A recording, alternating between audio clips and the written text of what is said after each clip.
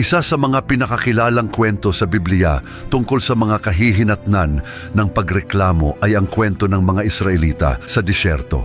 Pagkatapos nilang mapalaya mula sa pagkaalipin sa Ehipto, madalas magreklamo ang mga Israelita laban kay Moses at sa Diyos. Sa mga bilang kabanata 14, makikita natin ang isang malinaw na halimbawa nito. Nang bumalik ang mga espiya mula sa Kanaan na may mga balitang nakapanghihina ng loob, nagsimulang magreklamo ang bayan. Sinasabi, bakit tayo dinala ng Panginoon sa lupaing ito upang mabuwal sa pamamagitan ng tabak? Ang ating mga asawa at mga anak ay magiging samsam. Hindi ba mas mabuti pang bumalik tayo sa Ehipto? Mga bilang 14, talata 3.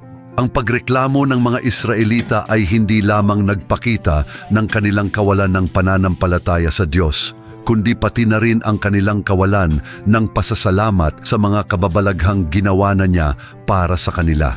Nakalimutan nila kung paano sila pinalaya ng Diyos.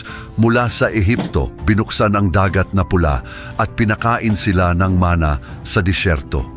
Bilang tugon sa patuloy nilang pagreklamo, nagbigay ng matinding hatol ang Diyos. Wala sa mga nagrereklamo sa henerasyong iyon ang makakapasok sa lupang pangako.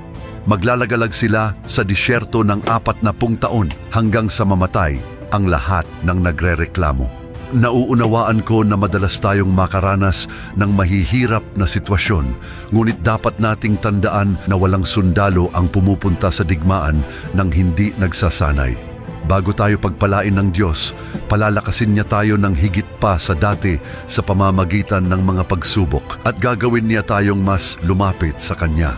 Alam niya ang tamang oras para sa lahat ng bagay. Kaya't sa lahat ng bagay ay magpasalamat sapagkat ito ang kalooban ng Diyos kay Kristo Jesus tungkol sa inyo.